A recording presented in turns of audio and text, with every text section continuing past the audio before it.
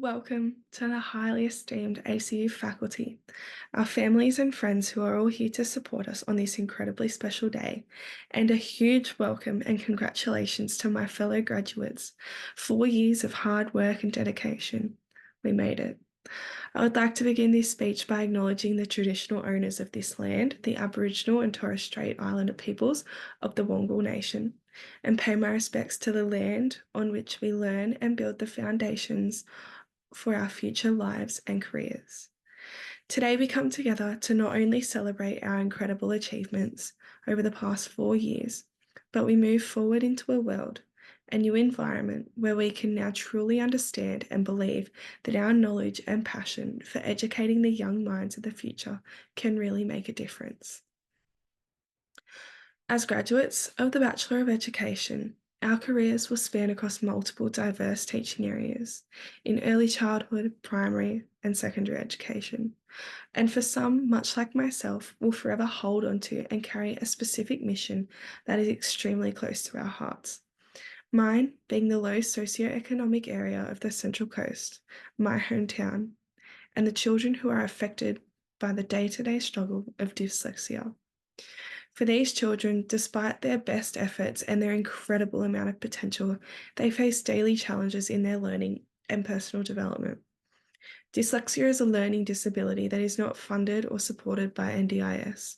But today, I want to bring attention to this learning disorder and speak to you about how we can bring hope and change to the community of the Central Coast inspired by the teachings of Pope Francis in the Laudato Si. Now, I can only imagine what question has come to the front of your minds. What does Laudato Si and socioeconomic status have to do with education and social justice? It is so much more than just a calling or vocation from God. It's a reflection on human dignity and the common good. These form the basis of the fundamental principles that are at the core of our role as educators. Pope Francis and his approach to the human dignity reflects God's image and likeness, as he will often speak so passionately on the inherent worth of each and every person, no matter what their circumstances are. For children and students with dyslexia in my community of the Central Coast, human dignity means not only understanding the challenges they face, but recognizing their unique talents and potential, not as obstacles, but as opportunities that can and need to be celebrated. This means that we ensure that students are not left behind simply due to their personal learning difficulties. As future teachers and educators of young, ever-changing minds, our goal is to affirm our students' dignity by supporting them and providing them with the most appropriate resources they can have that will assist them to reach their full potential. Let's face it, as educators, we will require all the assistance we can get, particularly when you hear the comments like, "Miss, my brain is full, can we stop learning now?" Or when a student gives you a piece of paper and says, "Sir, I'm saving all my energy for the real world, so I didn't finish my homework." Trust me, I've heard it all already. Pope Francis likewise stresses that the common good is a fundamental concept, the totality of social conditions which enable individuals and all groups access to their fulfillment. For us, it means addressing this principle actively. It means doing away with situations where some children succeed at school while others do not, as a consequence of their socioeconomic status or even intellectual capacity.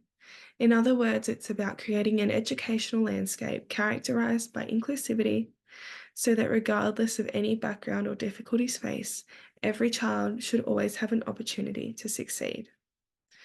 By doing so, it pushes us into thinking more broadly than on our individual needs towards building up a society in which all people thrive together peacefully.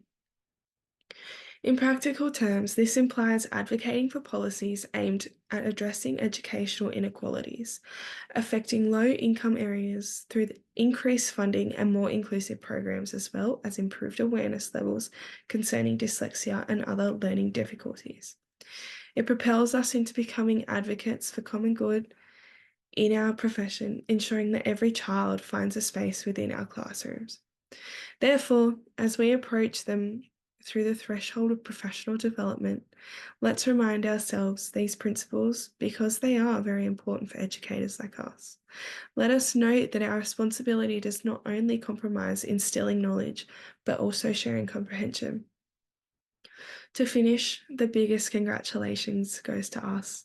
This is a remarkable achievement, and we should all be so incredibly proud of ourselves, how far we've come, and all the effort we've put in over the past 4 years.